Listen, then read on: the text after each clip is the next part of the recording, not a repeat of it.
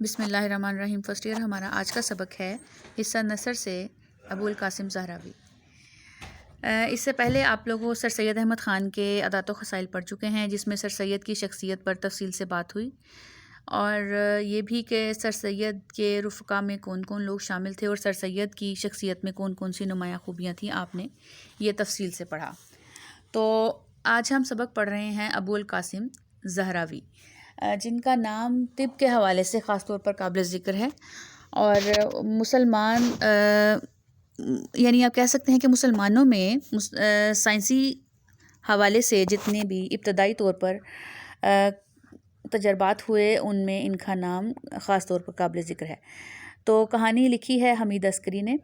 چونکہ آپ لوگوں کو علم ہے کہ حصہ نثر سے جو آپ کو سوال آتا ہے سیاق و سباق کے حوالے سے پیراگراف کی تشریح، تو اس میں آپ لوگ حوالہ متن دیتے ہیں اوپر سب سے پہلے، جس کے لیے آپ لوگوں کو یاد ہونا چاہیے کہ سبق کا عنوان کیا ہے اور مصنف کا نام کیا ہے۔ تو سبق کا عنوان یاد کر لیجئے اچھے سے، ابو القاسم زہراوی، اور مصنف کا نام ہے حمید عسکری۔ اور سبق کا آغاز کرتے ہیں۔ اندلس کی اسلامی سلطنت کے بعض نامور سائنسدان، اور بچوں جہاں پر بھی کہیں معروضی کے حوالے سے کچھ بھی ایسا ہوگا جو آپ لوگوں نے انڈر لائن کرنا ہوگا تو وہ بھی میں آپ کو بتا دوں گی، مشکل الفاظ کے معنی بھی ساتھ ساتھ آپ لوگ نوٹ کرتے جائیے۔ اندلس کی اسلامی سلطنت کے بعض نامور سائنسدان بلا شبہ اپنے فن میں مہارت رکھتے تھے۔ اب طالبات اندلس جو ہے وہ جس کو آپ موجودہ اسپین کے نام سے جانتے ہیں، اس کو پہلے اندلس کہا جاتا تھا، جہاں پر اسلامی سلطنت بڑے عروج پر رہی ہے۔ تو اندلس میں اسلامی سلطنت میں بہت سارے نامور سائنسدان گزرے ہیں، لیکن اس دور کی سب سے عظیم شخصیت جس کے کمال کا لوہا صدیوں تک اہل مغرب مانتے رہے، ابو القاسم خلف بن عباس زہراوی ہیں۔ ان کا نام خاص طور پر قابل ذکر ہے۔ مسلمان سائنسدانوں میں اسپین کے مشہور حکمران عبد الرحمن الناصر نے اپنے دارالسلطنت قرطبہ سے 4 میل کے فاصلے پر ایک عظیم الشان محل تعمیر کروایا تھا۔ بادشاہ کا نام انڈر لائن کر لیجئے، مشہور حکمران عبد الرحمن الناصر، اور اس کا نام اپنی ملکہ زہرا کے نام پر قصر زہرا رکھا تھا۔ قصر بچوں کہتے ہیں محل کو، قصر زہرا یعنی زہرا کا محل اس کے نام سے رکھا گیا تھا، ملکہ کے نام سے۔ رفتہ رفتہ اس قصر کو اعیان سلطنت اور دوسرے لوگوں نے اپنے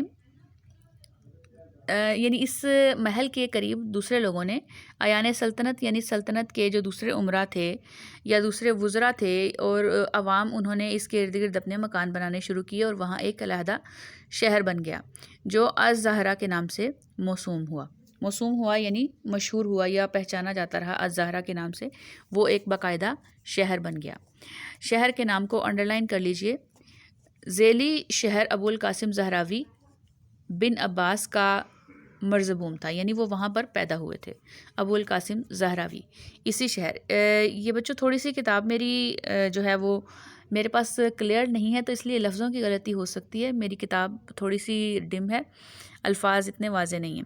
تو اسی نسبت سے ابو القاسم زہراوی کا لقب جو تھا وہ زہراوی تھا، اور یہی نام ان کے نام کا جز بن گیا۔ نام کا جز بننا یعنی نام کا حصہ بن جانا زہراوی، کیونکہ وہ اس شہر میں پیدا ہوئے تھے تو پھر اسی نام سے جانے گئے۔ آگے چلیے۔ ابو القاسم زہراوی کے آباء و اجداد اندلس ہی کے رہنے والے تھے۔ آباء و اجداد یعنی ان کے بڑے بزرگ، ان کے باپ دادا۔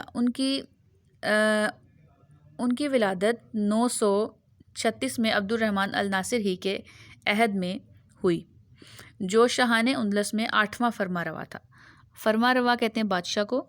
جو اندلس کے بادشاہوں میں 8واں بادشاہ تھا، اس کے دور میں ابو القاسم زہراوی کی پیدائش ہوئی تھی، اور پیدائش کا سن بھی یہاں پر درج ہے۔ اس عہد میں اندلس کا دارالسلطنت قرطبہ اوج پر پہنچا ہوا تھا۔ عروج پر یعنی اس دور میں قرطبہ بہت زیادہ عروج پر پہنچا ہوا تھا، اور مسلمانوں کی سلطنت بڑے اچھے طریقے سے وہاں چل رہی تھی، اور جو عبد الرحمن الناصر ہے وہ 8واں بادشاہ تھا۔ چنانچہ اس کی شان و شوکت کا اندازہ اس امر سے ہو سکتا ہے کہ اس میں 3800 مسجدیں، یہ سارا انڈرلائن کیجیے گا، جتنی بھی انفارمیشن یہ آپ کو آگے اس جملے میں مل رہی ہے۔ 60,000 سربا فلک عمارتیں، سربا فلک یعنی اونچی آسمان سے باتیں کرتی ہوئی، یعنی بے حد بلند۔ عام لوگوں کے 2 لاکھ مکانات اور 8,000 دکانیں اور 700 حمام تھے۔ کرتبہ کی آبادی 10 لاکھ باشندوں پر مشتمل تھی۔ باشندے یعنی شہری۔ کرتبہ کی آبادی میں جتنے لوگ تھے ان کی تعداد لکھی ہوئی ہے۔ اس میں 50 سرکاری اسپتال موجود تھے۔ اب بچوں دیکھیے، اس وقت بھی جب کہ ہم کہتے ہیں کہ انسان اتنا سویلائزڈ نہیں ہے، لیکن ایسا نہیں ہے۔ ہر دور میں اپنے اپنے حساب سے اصلاحات بھی ہوتی ہیں اور انسان ترقی بھی کرتا ہے، عروج تک بھی پہنچتا ہے۔ اور پھر خاص طور پر آپ سائنس کے حوالے سے ہی دیکھیے تو ابوالقاسم زہراوی اس دور میں پیدا ہوئے، اور کرتبہ کی شان و شوکت اور وہاں کا عروج آپ اس بات سے اندازہ آپ کر سکتے ہیں کہ وہاں پر کس طرح سے لوگ رہتے تھے اور ان کے لیے کتنا کچھ موجود تھا۔ نہ صرف مساجد، نہ لائبریریاں، صرف ہسپتال ہی نہیں بلکہ حمام بھی شہر میں موجود تھے۔ کرتبہ کی آبادی 10 لاکھ باشندوں پر مشتمل تھی، جس میں 50 سرکاری ہسپتال موجود تھے، اور کرتبہ کی شاہی لائبریری میں 2 لاکھ سے زائد کتابیں تھیں۔ شروع سے انڈرلائن کرتے آئیے جہاں تک یہ ختم ہو رہا ہے۔ کرتبہ یونیورسٹی اس زمانے میں مغرب کی عظیم ترین یونیورسٹی تھی، جہاں مختلف مضامین کے جلیل القدر علماء تعلیم و تدریس اور تحقیق و تالیف میں مصروف رہتے تھے۔ اس وقت بھی کرتبہ کی جو یونیورسٹی تھی وہ اپنے آپ میں قابل ذکر آپ کہہ سکتے ہیں کہ بہت عظیم یونیورسٹی تھی اور بہت جلیل القدر مطلب بہت زیادہ علم رکھنے والے لوگ اس یونیورسٹی سے ان کا تعلق تھا، اور خاص طور پر وہ لوگ جو تحقیق کے میدان میں، جن کا بڑا نام ہے تحقیق و تالیف، مطلب تحقیق کرنا اور کتابیں لکھنا۔ کتابیں بھی لکھتے تھے اور اس کے ساتھ ساتھ ریسرچ بھی کرتے تھے۔ تو اس یونیورسٹی سے منسلک جتنے بھی لوگ تھے پڑھے لکھے، وہ بہت زیادہ تخلیقی اور تحقیقی کام کرنے میں ہر وقت مصروف رہتے تھے۔ یہی وہ ماحول تھا جس میں ابوالقاسم زہراوی نے اپنا لڑکپن اور جوانی گزاری۔ اب دیکھیے، جس قدر ماحول اچھا ہوگا اتنا ہی طبیعت پر زیادہ اچھے اثرات بھی مرتب ہوتے ہیں، اور پھر انسان اچھے طریقے سے اپنی صلاحیتوں کو بھی استعمال کرنے کے قابل ہو جاتا ہے۔ اس کے کمال فن کو دیکھ کر یہ اندازہ آسانی سے کیا جا سکتا ہے کہ اس نے اس علمی ماحول سے پورا فائدہ اٹھایا، اور طب میں جو اس کا خاص مضمون تھا، کامل دستگاہ حاصل کی۔ دستگاہ یعنی مہارت۔ تو ان کا جو خاص میدان تھا وہ طب تھا، یعنی میڈیسن، اور اس میدان میں انہوں نے خاص طور پر مہارت حاصل کی اس ماحول میں جس میں انہوں نے آنکھ کھولی، جہاں پر انہیں اتنے زیادہ مواقع میسر تھے اس وقت۔ تو بچوں، یہ تو میرا خیال ہے کہ آپ لوگ اگر تو اس کو کورس سے سنیں گے تو یہ سمجھ لیں گے کہ میں بات کیا کر رہی ہوں، اور اگر آپ کے اوپر سے گزر جائے تو الگ بات ہے۔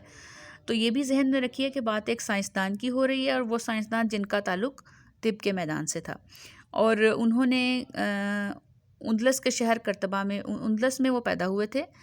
زہرا ملکہ کے نام پر جو شہر آباد ہوا تھا اس میں، اور زہراوی کہلائے تھے۔ اور اب آگے ان کی باقاعدہ میڈیسن کے حوالے سے جو خدمات ہیں ان کا ذکر ہوگا کہانی میں آگے۔ اپنی تعلیم کی تکمیل کے بعد وہ کرتبہ کے شاہی شفا خانے کے ساتھ منسلک ہو گیا۔ اب جب بھی کوئی بھی انسان کسی بھی میدان میں تعلیم حاصل کرتا ہے تو پھر وہ پریکٹس کرتا ہے۔ مثال کے طور پر آپ کسی استاد کو دیکھ لیں تو وہ اس سے پہلے اپنی تعلیم حاصل کرنے کے بعد وہ پریکٹیکل فیلڈ میں جب آتا ہے تو وہ بتاتا ہے کہ اس نے کیا کچھ سیکھا اور کتنا اس کو علم ہے۔ تو اسی طرح سے جب ابوالقاسم زہراوی نے تعلیم حاصل کر لی تو پھر شاہی شفا خانے کے ساتھ وہ منسلک ہو گئے۔ منسلک ہونا یعنی جڑ جانا۔ وہاں پر وہ کام کرنے لگے، اور یہاں اس نے اس عملی تحقیق کا آغاز کیا جس نے تھوڑے ہی عرصے میں اس کو جدید علم الجراحت کا موجد اور اپنے زمانے کا سب سے بڑا سرجن بنا دیا۔